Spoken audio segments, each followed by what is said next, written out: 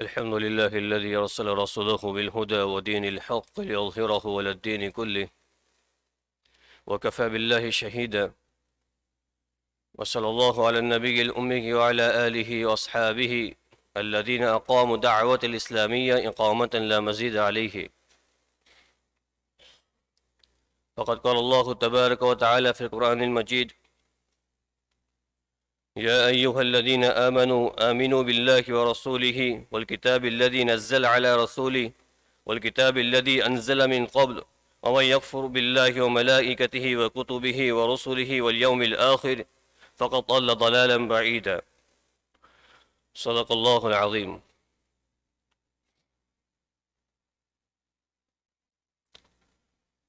محترم بھائیو، دوستو، بزرگوں، اللہ رب العزت کا بڑا احسان ہے، کرم ہے، فضل ہے کہ اللہ تعالیٰ نے اپنے اعمال کی فکروں کی توفیق نصیب فرمائی ہے، اپنی اصلاح کی فکریں نصیب فرمائی ہیں، اور اپنے اسلام کی قدردانی کرنے کی توفیق نصیب فرمائی ہے۔ یہ اللہ کا بڑا احسان ہے۔ مسلمانوں کی ایک بہت بڑی جماعت ایسی بھی ہے جن پر رمضان کا مہینہ گزر رہا ہے لیکن ان کے اعمال میں کوئی تبدیلی نہیں آ رہی ہے۔ جیسے 11 مہینے گزارے تھے، رمضان کا مہینہ بھی گزار دیا۔ ان کی زندگی جس روش پہ چل رہی تھی، رمضان کے آنے کے بعد اس کے اندر دینی بشتر نہیں لگا، اعمال کا بشتر نہیں لگا، اپنے اور اللہ کے درمیان کے غیب اور خلا کو ختم کرنے کی جو مواقع ملے تھے اس سے انہوں نے فائدہ نہیں اٹھایا۔ اللہ معاف فرمائے۔ اور اللہ کا بڑا احسان ہو گیا کہ اللہ تعالیٰ نے ہمیں ان لوگوں میں شمار فرمایا، ہمیں ان لوگوں میں شامل کیا جن لوگوں نے اس رمضان کے مہینے کو غنیمت سمجھ کر اپنے اعمال میں لگ کر اپنے اور اللہ کے درمیان ہونے والے خلا کو، فاصلے کو ختم کرنے کی کوشش کی۔ یہ اللہ کی بڑی دین ہے، اللہ کی بڑی نعمت ہے۔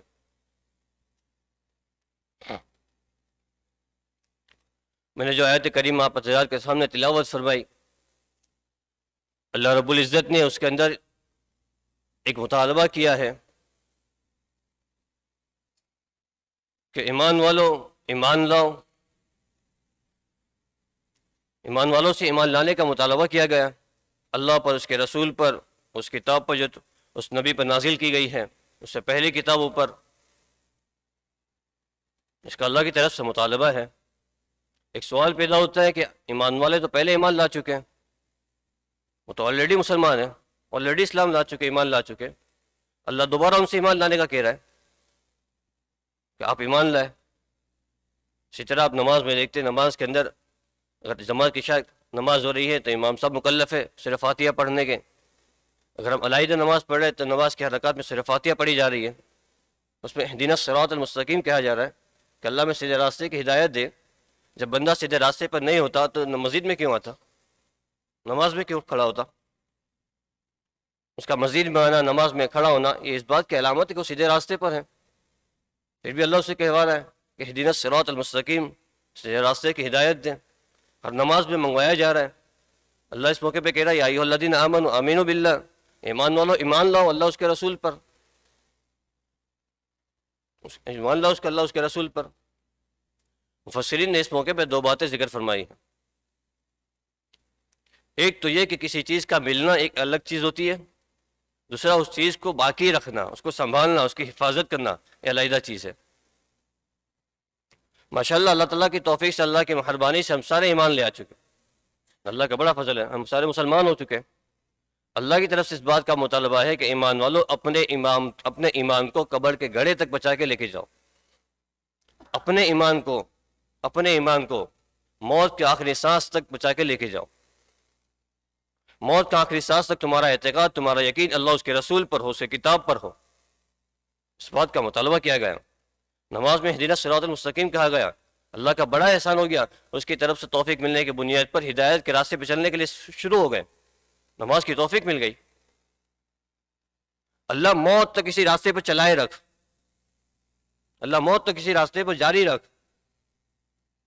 کفر و ضلالت کی گمراہیوں کے اندر مبتلا نہ کریں، کفر اور باطلی طاقتوں سے متاثر ہو کر اپنے ایمان کے، اپنے اعمال کے سودے کرنے والے نہ بنیں۔ یہ موقع موقع سے اللہ تعالیٰ کی طرف سے مطالبے ہوئے اور یہ بات کو منگوایا گیا اللہ کی طرف سے۔ آج دنیا کا رواج ہے، آدمی کسی چیز کے حصول کے پیچھے لگ جاتا ہے کہ یہ چیز مجھے حاصل ہو جائے، اس کے پیچھے محنت کرتا ہے، لیکن جب وہ چیز حاصل ہو گئی اس کی حفاظت کی اتنی قدردانی نہیں کرتا، اس کی حفاظت کے اتنے اسباب اختیار نہیں کرتا، اس کو سنبھالنے کے اتنے تدابیر اختیار نہیں کرتا، جبکہ اللہ کی طرف سے مطالبہ ہے کہ وہ ایمان کام دے گا جو آخرت میں اللہ کے کھڑا کیا جائے، جو موت کے وقت کلمہ یاد دلا دیں۔ اللہ کے رسول کے حدیث میں ایک جملہ ملتا ہے، انما اعتبر للخواتم، اعتبار تو خاتموں کا ہوتا ہے کہ موت کی گھڑی میں اگر تمہارا ایمان تمہارا ساتھ دے رہا ہے، موت کی گھڑی میں اگر تمہاری زبان پہ وہ ایمان کلمہ لا رہا ہے، تو یہ آنکھوں کی پتلی پھرنا چھوڑ دے گی اور دنیاوی چیزیں نظر آنا بند ہو جائے گا اور یہ پورے جسم کے سارے اعضاء ٹھنڈے ہو جائیں گے۔ اس وقت ہماری سب سے بڑی ضرورت یہ ہے کہ میری زبان پر اور ساری انسانیت کی زبان پر یہ کلمہ جاری ہو جائے کہ میں اللہ پر ایمان لایا ہوں، اس کے رسول کو ہم نے اس کے محمد کو اس کا رسول مانا ہے، ہم نے لا الہ الا اللہ محمد رسول ہماری زبان پر جاری ہو، سب سے بڑی ضرورت ہے ہماری۔ اگر ہمارا ایمان اس پہ کھڑا کر رہا ہے تب تو ہم کامیاب ہیں۔ لیکن محترم بھائی دوستو بزرگ، حقیقت اس بات کی یہ ہے کہ ہم گناہوں کے عادی ایسے ہو جاتے ہیں، گناہوں کی وجہ سے جس طرح آدمی کے اوپر کسی چیز کے اثرات ہوتے ہیں، ایسے اس کے ایمان کے اوپر بھی گناہوں کے اثرات ہوتے ہیں۔ چھوٹے گناہ کی وجہ سے ایمان پہ چھوٹی خراش لگتی ہے، بڑے گناہ کی وجہ سے ایمان پہ بڑی خراش لگتی ہے۔ جب آدمی گناہوں کا عادی اور خوگر ہو جاتا ہے تو اس کا ایمان اتنا کمزور ہو جاتا ہے کہ وہ موت کے وقت اس کو کلمہ یاد نہیں دلا سکتا،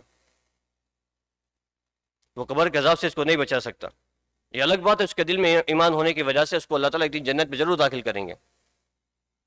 لیکن کیا تھوڑی سی وقت کے لیے بھی جہنم میں جانا ہماری برداشت کی بات ہے؟ اللہ ہماری حفاظت فرمائے۔ اس لیے ضرورت اس بات کی ہے کہ جو ایمان ہمیں ملا ہے، دنیاوی امور میں اٹھا کے دیکھ لیں، اگر کسی آدمی کا کام ویلڈنگ کا کام ہے،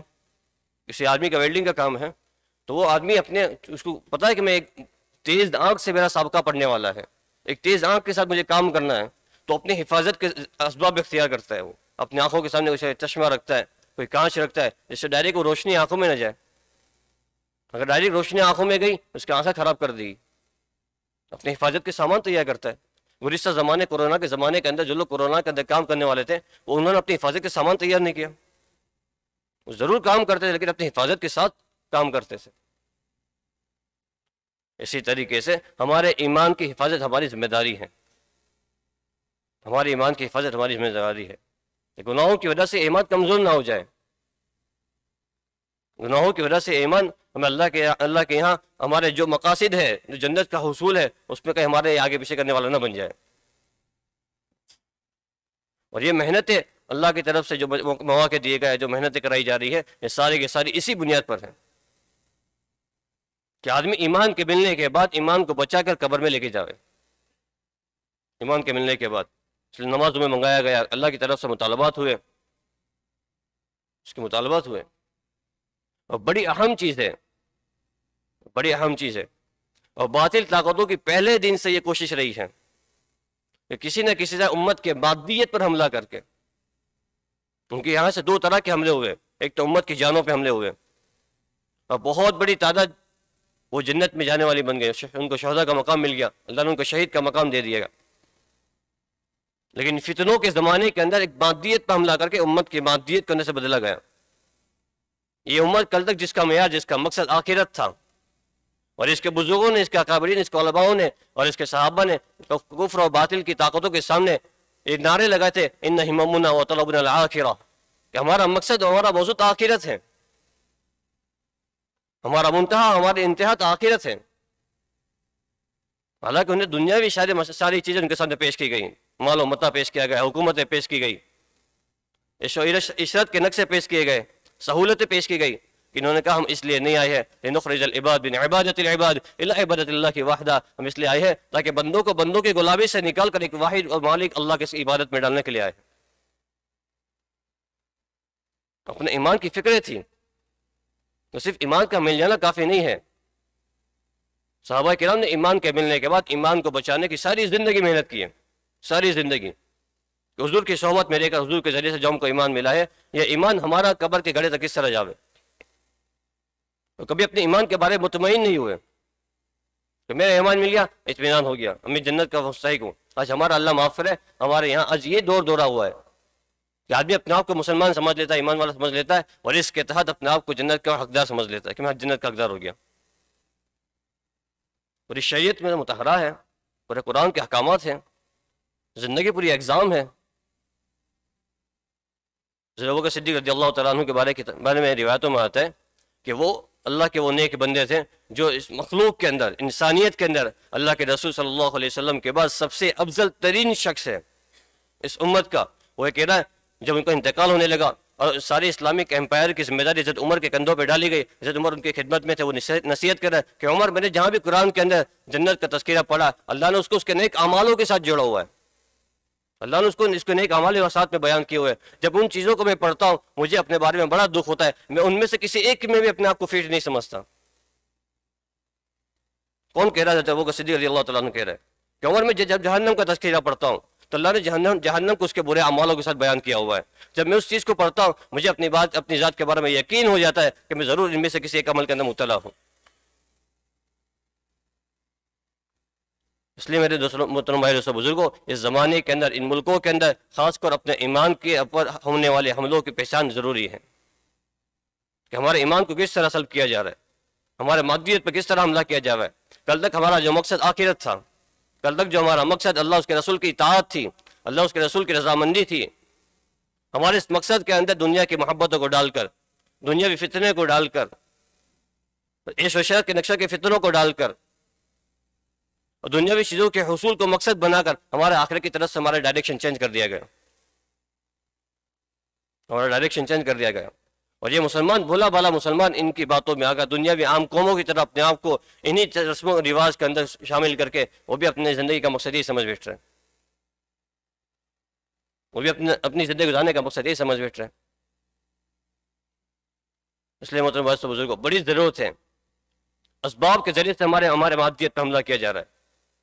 اسبابوں کے ذریعے سے۔ کل تک ہمارا یقین یہ تھا، ہمارا اعتقاد یہ تھا، اور ہمارا آج بھی اس بات پر اعتقاد اور یقین ہے کہ اسبابوں کے ذریعے ہمارے کام نہیں بنتے، اسباب کے ذریعے کام نہیں بنتے، لیکن اسباب کے ذریعے سے اللہ تعالیٰ کام بنواتے ہیں۔ اس کے پیچھے پوری اللہ کی ایک طاقت، اللہ کا نظام ہے، لیکن اتنی اسباب کا اتنا تعارف کروایا گیا، اسباب کے اتنے فضائل بیان کیے گئے، اسباب کی اتنی کوالٹیز بیان کی گئی کہ ہمارا آج کا مسلمان یہ سمجھ لے گا میرا کام بنے گا تو ان ذریعے سے بنے گا۔ اس ذریعے کو اختیار کرنے سے پہلے اللہ کے سامنے ہاتھ نہیں پھیلا رہا ہے، اس ذریعے کو استعمال کرنے کے بعد اللہ کے سامنے نہیں مانگ رہا ہے اللہ اس ذریعے کے ذریعے مجھے شفا دے دے، دوا کے ذریعے میری شاپ کے ذریعے مجھے روزی دے دیں۔ اس سے یقین اس بات کو ہو چکا ہے دکان کھلوں گا تو روزی ملے گی، اسٹور کھلے گا تو روزی ملے گی۔ کورونا کے زمانے کے اندر دیکھیں، کورونا کے زمانے کے اندر جہاں بہت سے نقصان ہوا، وہ ایک بڑا نقصان یہ ہوا کہ امت کے اندر ایمان کی بڑی کمزوری محسوس کی گئی۔ کاش کہ کوئی سا تھرمومیٹر ہوتا جسے چیک کیا جاتا کہ امت کا ایمان کا پارہ کتنا کمزور ہو چکا ہے۔ اس کے اسباب پیدا کیے گئے، کسی کو فون کر رہے ہیں وہاں پہ بیان کیا جا رہا ہے، بتایا جا رہا ہے کورونا بڑا مہلک بیماری ہے، اس سے بچنے کی یہ تدابیر ہے، اس کے بچنے کی یہ بیماری ہے، یہ اس سے ہو سکتا ہے، یہ اس سے ہو سکتا ہے۔ کیا کبھی وہاں پہ یہ بیان کیا گیا کہ اس کے سارے حساب کے پیچھے اللہ کی طرف سے آنے والی بیماری ہے، اس کے اوپر اللہ جس کو دیتا ہے اس کو بیماری ہوتی ہے؟ وہاں ضروری نہیں بیان کیا گیا، گائیڈ لائن ہے فالو کی گئی، ضرورت ہے شریعت کا نصیحت کو فالو کیا جاوے، لیکن ایک مسلمان کی ذمہ داری یہ تھی ان سب کے باوجود اس کے پیچھے اس کا یقین نہیں ہوتا کہ ان سب چیزوں کے اندر کوئی طاقت نہیں ہے، اس کے پیچھے میرا اللہ کی طاقت ہے، میرا اللہ کی قدرت ہے، میرا اللہ کی قدرت ہے۔ یہ بڑا نقصان ہوا ہے۔ اس لیے محترم بھائی دوستو بزرگوں، اللہ روایت مت اللہ کے رسول صلی اللہ علیہ وسلم نے اللہ کی ذات پر بھروسہ کرنے والے، توکل کرنے والوں کے بارے میں بشارت دی ہے کہ اللہ تعالیٰ ان کو بغیر حساب کتاب کے جنت میں داخل کر دیں گے۔ کہ جو لوگ اللہ کی ذات پر بھروسہ کر رہے ہیں، جن کا توکل اللہ کی ذات پر ہے، اللہ ان کو بغیر حساب کتاب کے جنت میں داخل کر دیں گے۔ توکل کہتے ہیں کس کو؟ اسباب کو اختیار کرنا، لیکن اسباب کے اندر کامیابی کا یقین نہ رکھنا۔ آدمی بیمار ہو رہا ہے، بیمار ہونے کے ساتھ اس نے ٹیبلٹ لی، لیکن ٹیبلٹ کے اندر بیماری کی شفا کا یقین نہ رکھے۔ اس ٹیبلٹ کے اندر کوئی شفا نہیں ہے، اگر میری اللہ کی طرف سے حکم ہوگا تو شفا ہوگی۔ یہ ٹیبلٹ ذریعہ ہے بطور، کیونکہ میں انسانی دنیا کے اندر اسباب کے ساتھ جوڑا گیا ہے، اسباب کو اختیار کرنا ہے، لیکن اسباب اختیار کرنے کے بعد اس کے اسباب کے اندر کامیابی کا یقین یہ دلوں سے نکالنا ہے، یہ توکل ہے۔ دوا کھانے کے بعد اس بات کا یقین دلوں میں آوے کہ میرے کو شفا اللہ دے گا، دوا نہیں دے گی، یہ توکل ہے۔ اس لیے حضرت علی نے کہا تھا اونٹ کو باندھنے کے بعد بھروسہ کرو کہ وہ اس کو کوئی لے کے نہیں جائے گا، کہ یہ گم نہیں ہوگا۔ آدمی اونٹ کو ویسے ہی چھوڑ دے باہر اور کہے کہ اللہ اس کی حفاظت کر لے گا تو ویسے ویسے چلا جائے گا، یہ توکل نہیں ہے۔ تو اس کو پہلے باندھا جاوے، اس باندھنے کے بعد یہ یقین کیا جاوے کہ یہ اللہ میرا اللہ اس کی حفاظت کرے گا، اب اس کو نہیں جائے کہیں ہوگا، یہ توکل ہے۔ اور توکل کرنے والوں کے بارے میں روایتوں میں آیا کہ اللہ تعالیٰ ان کو بغیر حساب کتاب کے جنت میں داخل کر دیں گے۔ اس کا احساس ہمیں اس وقت ہوا، ہم دنیا کے اعتبار سے ہم جب سفر کرتے ٹریول کرتے تو ہمیں کسٹم سے کراس ہونا پڑتا ہے، ہمارا لگیج چیک ہوتا ہے، امیگریشن ہوتا ہے۔ اب ایک بندہ اس ایئرپورٹ پہ کسٹم کے اندر بزی تھا، اس کا سامان اوور لوڈ ہو چکا تھا یا کچھ ایسی چیزیں لے آیا جس کے اندر جو نہیں لانی چاہیے تھی، تو وہ آدمی پریشان ہوتا ہے اس موقع پہ امیگریشن کے اندر، کسٹم کے اندر۔ ایسے موقع پہ اس نے ایک آدمی کو دیکھا کہ وہ بہت آسانی سے آیا اور چلا گیا، نہ اس کا امیگریشن ہوا، نہ اس کا چیکنگ ہوا، نہ اس کا کسٹم چیک ہوا۔ تو یہ اس پر رش کر رہا ہے، بڑا خوش قسمت آدمی ہے، بس آیا اور چلا گیا، اس کو کوئی پریشانی نہیں، کوئی دقت نہیں۔ حضور کی روشنی حدیث کے اندر یہ کہ توکل والے جو اللہ کی ذات پر بھروسہ کرتے ہیں ان کے ساتھ قیامت کے دن یہ معاملہ کیا جائے گا، نہ ان کی زندگی کے بارے میں کیا نیک اعمال کے کیا برے اعمال کے کوئی حساب کتاب نہیں، ان کو بغیر حساب کتاب کے جنت میں داخل کر دیا جائے گا۔ جس کو کسٹمر ایئرپورٹ کے اوپر بغیر چیکنگ کے، بغیر امیگریشن کے، بغیر چیکنگ کا نکل گیا، اس کو اطمینان ہو گیا۔ اسی طریقے سے جو لوگ اللہ کی ذات پر بھروسہ کیے ہوئے ہیں، اسباب کو اختیار کرنے کے بعد اللہ کی ذات پر بھروسہ کیے ہوئے ہیں، ان لوگوں کو اللہ تعالیٰ بغیر حساب کتاب کا جنت میں داخل کر دیں گے۔ لیکن محترم بھائی دوستو بزرگوں، یہ فتنوں کا زمانہ ہے۔ اللہ کے رسول صلی اللہ علیہ وسلم ایک موقع میں مدینہ کے بعد ایک ٹیلے پہ تشریف لے گئے اور مدینہ بستی کی طرف نظر اٹھا کر دیکھا کہ میں دیکھ رہا ہوں میری اس امت پر رہتی دنیا تک ایسے فتنے برسیں گے جیسے آسمان سے پانی کے قطرے گرتے، جیسے آسمان سے بارش کے قطرے گرتے، بارش کے قطروں کو گرنا ممکن نہیں ہے، اس طرح امت پہ آنے والے فتنوں کو گرنا بھی ممکن نہیں ہے۔ یصبح مومنا ویمسی کافرا، کہ ایسا دور آئے گا کہ آدمی صبح میں مسلمان ہے، شام کو کافر ہو جائے گا۔ فتنہ آیا، فتنہ آنے سے پہلے مومن تھا، فتنہ اس سے کراس ہوا، اس سے گزرا، یہ فتنہ مبتلا ہو گیا، اب یہ کافر ہو گیا، اس کو احساس بھی نہیں ہوا۔ اس لیے اپنے ایمان کا جائزہ لیتے رہے، اپنے ایمان کو چیک کرتے رہے، کیا میرا ایمان اس قابل ہو چکا ہے کہ مجھے موت کے وقت کلمہ یاد دلا دیں؟ کیا میرا ایمان اس قابل ہو چکا ہے کہ مجھے اللہ کے یہاں بغیر حساب کتاب کے جنت میں داخل کروا دیں؟ یہ بڑی ذمہ داری ہے، بڑی ذمہ داری ہے۔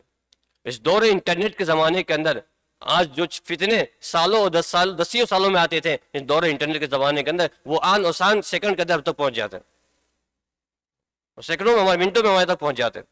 دنیا کے کسی کونے کے اندر کوئی بدماش اور بدفعالی کا عروج ہوا ہے، اس کا وجود ہوا ہے، تو وہ یہاں تک پہنچنے کے اندر پہلے سالوں لگ جاتے تھے، لیکن اب انٹرنیٹ کے ذریعے سے وہ منٹوں کے اندر پہنچ جاتا ہے، چاہے لباس کے اعتبار سے ہو، لائف سٹائل کے اعتبار سے ہو۔ تو جو فتنے میں بعد میں آتے تھے اب وہ بہت ہی تیزی سے آ رہے ہیں، اور بہت سے اللہ معاف فرمائے، میں اپنے نوجوان بھائیوں سے اور بہنوں سے گزارش کر رہا ہوں کہ اس دور انٹرنیٹ کے زمانے کے اندر ہرگز اپنے دین کا معیار، اپنے دین کا مدار انٹرنیٹ کو نہ بنائیں، انٹرنیٹ کو نہ بنائیں۔ علماء سے پوچھیں، علماء سے رابطہ رکھیں، اور ان کی رہبری کے اندر انٹرنیٹ سے فائدہ اٹھائے، اس سے منع نہیں کیا گیا، ان کی رہبری کے اندر رہتے ہوئے انٹرنیٹ سے ہم مسائل کو حاصل کریں، کوئی مسئلہ نہیں ہے، لیکن ڈائریکٹ انٹرنیٹ سے مسئلہ حاصل نہ کریں۔ علماء مستشرقین کی ایک بہت بڑی جماعت ہے جن کا حضور کے زمانے سے لے کر آج تک ان کا مقصد یہ ہے کہ اسلام کے اندر فتنے فساد کو ڈالنا۔ ہمارے علماء کرام قرآن حدیث اس لیے پڑھتے تاکہ فتنوں کا توڑ پیدا کیا جاوے، امت کو فتنوں سے بچایا جاوے۔ علماء مستشرقین کی یہود کی ایک جماعت ہے، ان کا بڑا مقصد یہ ہے قرآن حدیث کے ذریعے سے اسے فتنے نکالے جاوے، جس سے امت کو گمراہ کی جاوے، مسلمانوں کو گمراہ کیا جاوے، اور اس کو بڑی آسان شکل دے کر، بڑا ایزی وے دے کر، بڑی آسان زبان کے اندر لوگ انٹرنیٹ پر ڈال دیتے ہیں، ہمارا بولا بھلا مسلمان اس کو دین سمجھ کے لیتا ہے۔ تو یہ فتنے دینی لبادے کے اندر، دینی لباس کے اندر آتے ہیں، اور وہ فتنے میں اس کو ایمان کو سلب کر لے گا، اس کو پتہ ہی نہیں ہے، وہ تو دین سمجھ کے اوپر عمل کر رہا ہے۔ اس لیے ہمارے جو بھی مسائل ہمارے علاقوں کے معتبر علماء کرام سے جن سے ہمارے عقیدت ہیں ان سے معلوم کریں، ان سے رابطہ رکھیں، اور ان کی رہبری کے اندر کتابوں کو پڑھیں، ان کی رہبری کے اندر ہم قرآن حدیث کو چیک کریں، ان کی رہبری کے اندر تفاسیر کو پڑھیں، ان کی رہبری کے اندر حدیث کی تفسیروں کو، حدیث کے شرحوں کو پڑھیں، تو ہمیں یہ چیزیں فائدہ دے گی۔ اگر ان کی رہبری کے بغیر ہم نے کیا، ان لوگوں نے 10-11 سال اس کے پیچھے لگائے ہیں، اور 10-11 سال لگانے کے بعد ان کا ایک معیار بنا ہوا ہے، ان کی ایک سوچ بنی ہوئی ہے، اللہ کی طرف سے ان کو ایک ذہن ملا ہوا ہے کہ وہ ان کی حقیقت کو پہچاننے کا طریقہ جانتے ہیں کہ باتوں کی حقیقت کس طرح جانی جاتی ہے. یہ بات واقعی شریعت میں ہے بھی کہ نہیں، اس کو کس طرح جانا جاتا ہے، اس کے طریقوں کو وہ جانتے ہیں. اس لیے محترم بھائی بزرگوں، بڑی اس بات کی ضرورت ہے کہ ہمارے زمانے کے اندر اپنے ایمان کو، مختلف فتنے ہمارے اوپر آتے ہیں، کبھی مال کی شکل میں آتا ہے، عورت کی شکل میں آتا ہے، دینی شکل میں اس طرح دینی لبادہ اڑ کے آتا ہے. اپنے ایمان کو ان چیزوں سے بچانے کی بڑی ضرورت ہے. اور جو ایمان بچے گا وہ قبر میں فائدہ دے گا، جو ایمان بچے گا وہ کا فائدہ دے گا. اور اس کی کوشش میں لگنے والا ایک آدمی اگر کسی منزل پہ پہنچنا چاہتا ہے، کسی منزل پہ پہنچنا چاہتا ہے، اس ڈائریکشن میں وہ سفر شروع کرے گا اور راستے کی ساری احتیاط اور تدابیر کو اختیار کرے گا، تو امید ہے کہ وہ منزل تک پہنچ جائے گا، منزل تک پہنچ جائے گا. ہماری منزل جنت ہے اور ایمان کو لے کر جا رہا ہے، تو ایمان کو بچانے کی شکل ہم اختیار کریں گے، اس کے تدابیر اختیار کریں گے، تو امید ہے جنت تک پہنچ جائیں گے. لیکن آدمی چاہے کسی ایک منزل پہ جانا چاہتا ہے اور اس کو اپوزٹ ڈائریکشن میں سفر شروع کرے تو منزل کو نہیں پہنچے گا. ہم چاہ رہے ہیں کہ ہم جنت کو پہنچے،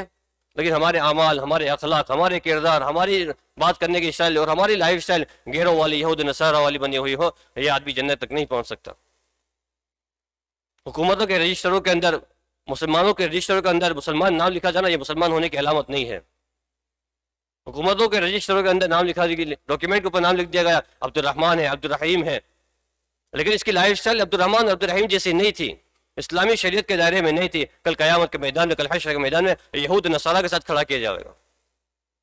اتنا کافی نہیں ہے کہ آدمی مسلمان نام رکھ لے، پوری زندگی اسلام کے دائرے میں گزارنی ہے. اور دین پہ چلنا میرے دوستوں بزرگوں بہت آسان ہے، بڑا آسان ہے. سائیکل چلانے سے زیادہ آسان ہے. سائیکل چھوٹا سا بچہ سائیکل چلا لیتا ہے، اس سے زیادہ آسان ہے. اندھا آدمی سائیکل نہیں چلا سکتا، لیکن اندھا آدمی دین پہ چل سکتا ہے. تو سائیکل چلانے سے زیادہ آسان ہے. اس لیے محترم بھائی رسول کو آپ حضرات سے گزارش کی جاتی ہے کہ اللہ تعالیٰ نے مختلف، اللہ کا بڑا احسان ہے، کرم ہے کہ اللہ تعالیٰ نے ان ملکوں کے اندر بھی، ان جگہوں کے اوپر بھی ہمارے لیے ایسے اسباب پیدا کیے ہوئے، ایسے ذرائع پیدا کیے ہوئے جس کے اندر اپنے ایمان کی ہم حفاظت کر سکتے ہیں، اپنے گھر والوں کے ایمان کی حفاظت کر سکتے ہیں، اپنے بچوں کے ایمان کی حفاظت کر سکتے ہیں، اور ان تمام کو ہم اپنے ساتھ جنت میں لے کر جا سکتے ہیں. ان چیزوں کے اندر اپنے آپ کو شریک کرے، ان چیزوں کو مسجد و جماعت اپنے آپ کو بٹھائے. اور یہ خروج والا جو مسئلہ ہے، جو خروج کے اندر نکلنے کا جو اللہ تعالیٰ کی طرف سے نعمت ہے، اس کی نعمت سمجھے، اس کو غنیمت سمجھے. دعوت و تبلیغ کی محنت بڑی نعمت کی چیز ہے، اس کو غنیمت سمجھ کر اپنا اس کے اندر لگائے، وقت کو فارغ کر کے اللہ کے راستے میں نکلے، دین کو سیکھے، دین کو سمجھے کہ دین زندگی میں کس طرح جب اس کی محنتیں کرے. میری زندگی میں، میری بیوی بچوں کی زندگی کے اندر، میرے اطراف کے لوگوں کی زندگی کے اندر، وہ ساری انسانیت اس سطح پر کس طرح جائے، جس سطح پر، جس لیول پر اللہ کے رسول صحبت کو چھوڑ کے گئے تھے. اس کی فکر، اس کی کوشش کرنا ہماری ذمہ داری ہے. اس کے لیے مواقع اللہ تعالیٰ نے دیے ہوئے، اس کو غنیمت سمجھے، ارادے کرے، عزائم کرے کہ اللہ تعالیٰ ہماری آنے والی زندگی اپنے حکموں کے مطابق اس کے رسول کی اطاعت کرتے ہوئے ہماری منزل تک ہم کو پہنچا دے. اور یہ ذرائع کو اختیار کریں گے، اپنے آپ کو اس کا پابند بنائیں گے. اللہ کی ذات سے وسیع امید ہے، اللہ کی ذات سے وسیع امید ہے کہ اللہ تعالیٰ ایمان سے وابستہ رکھے گا اور ہمارے ایمان کو بڑھاتے رہے گا، فتنوں سے، آنے والے خرافات سے ہمارے ایمان کو بچائے گا. یہ بڑی ضرورت ہے. مسجد سے کنیکشن باقی رہے گا، کلمہ نماز کی حفاظتیں ہوگی، عقائد و شریعت کی حفاظت ہوگی. اگر آدمی اس دائرے سے باہر نکلتا ہے تو باہر کفرستان کا، باہر بہت ایسا گندا ماحول ہے، ماحول کا اثر کے اندر آ کر آدمی ایک دن کمپرومائز کر لیتا ہے، اپنی چیزوں کو بھول جاتا ہے. اس لیے محترم بھائی بزرگوں، آپ سے گزارش کی جاتی ہے کہ ہمیں اپنے بارے میں فکر کرنی ہے کہ ہمارا ایمان فتنوں سے محفوظ رہے، فتنوں سے بچا رہے، اور یہ ایمان ہمارا قوی ہو جاوے. جب یہ میں آپ کو بتا نہیں سکتا، علماء کرام جو باتیں کتابوں کے اندر لکھی ہے، جب آدمی کسی کو زخم ہوتا ہے تو جس کے جسم پر جو نقصان نظر آتا ہے اس سے کہیں زیادہ بڑا نقصان اس کے گناہ کی وجہ سے اس کے ایمان پہ پڑتا ہے. اور خاتمے کے موقع پر جب موت کا وقت قریب ہوگا، روایت میں آتا ہے آدمی کو موت کے وقت اتنی زیادہ سخت تکلیف ہوتی ہے. اگر کسی آدمی کو ایک